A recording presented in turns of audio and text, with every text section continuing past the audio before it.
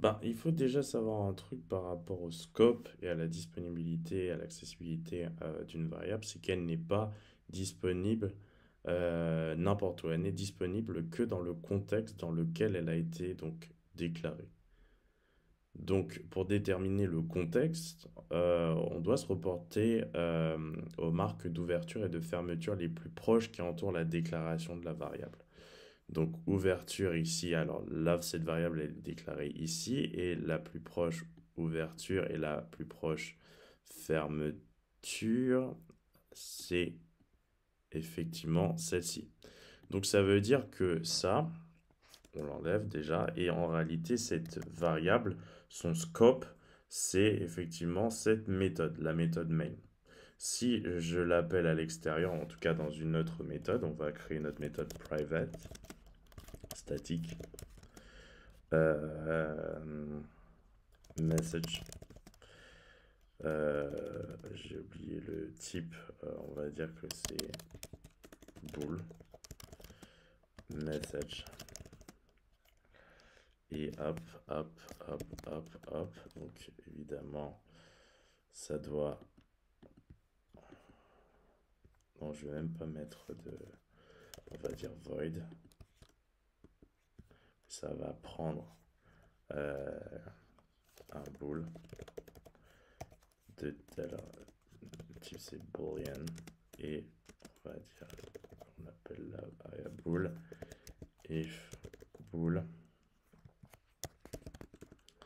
Alors système out print ln oui sinon hop.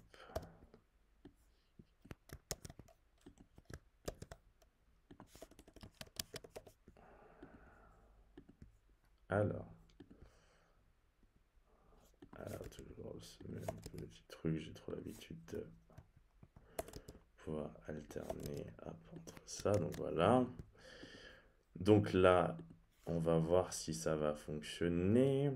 Enfin, évidemment, ici, ça va fonctionner puisque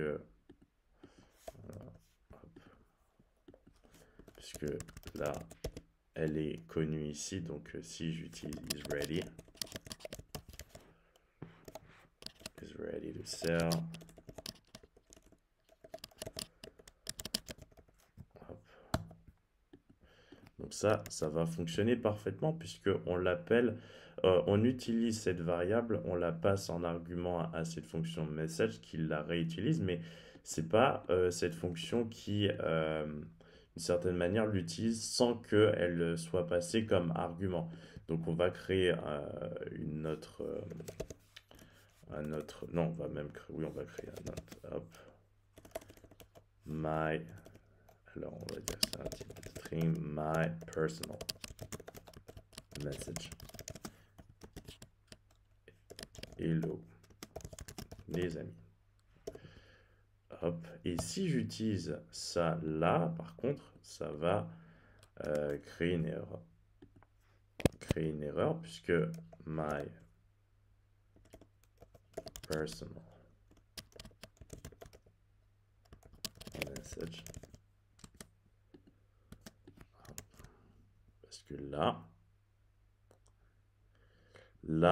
elle est considérée effectivement comme une variable locale à cette fonction, mais pas évidemment existante ici. Donc si je proceed,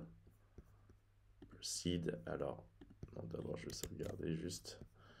Euh, hop, proceed, ça va me dire que effectivement ça ne reconnaît pas cette variable là parce que elle est définie ici. Je l'utilise ici et son scope c'est effectivement cette méthode là et pas cette méthode-ci. Donc voilà, ça c'est un peu gênant. Donc il faut faire effectivement attention au contexte, vraiment à la portée d'une variable. Sinon, ça ne fonctionne pas. Si on veut utiliser une variable globale, d'une certaine manière, euh, on peut effectivement utiliser le mot-clé statique. On va voir ça tout de suite. Hop.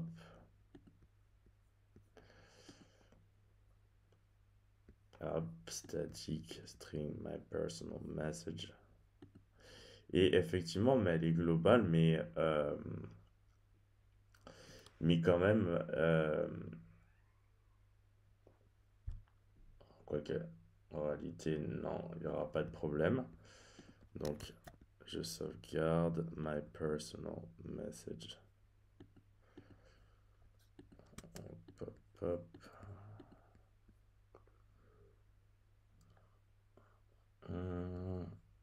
Ça ne va pas fonctionner parce que en réalité, c'est pas une fonction qui est à l'intérieur de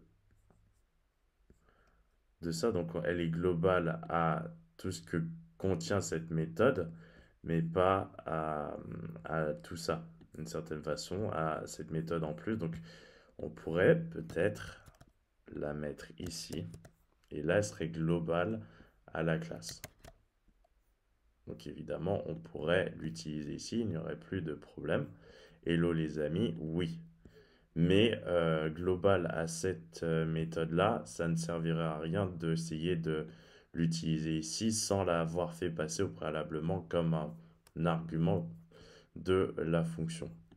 Parce que si effectivement on remet ça là, donc évidemment elle est globale à cette méthode et qu'on veut l'utiliser ici, on est obligé de considérer que c'est un paramètre qu'on va ajouter.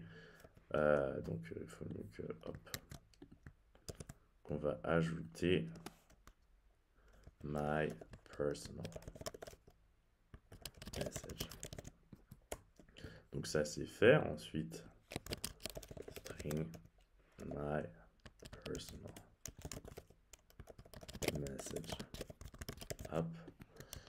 Donc là, il n'y a plus de soucis. Alors là, qu'est-ce que ça me dit? Quick remove valid modifier. Hop.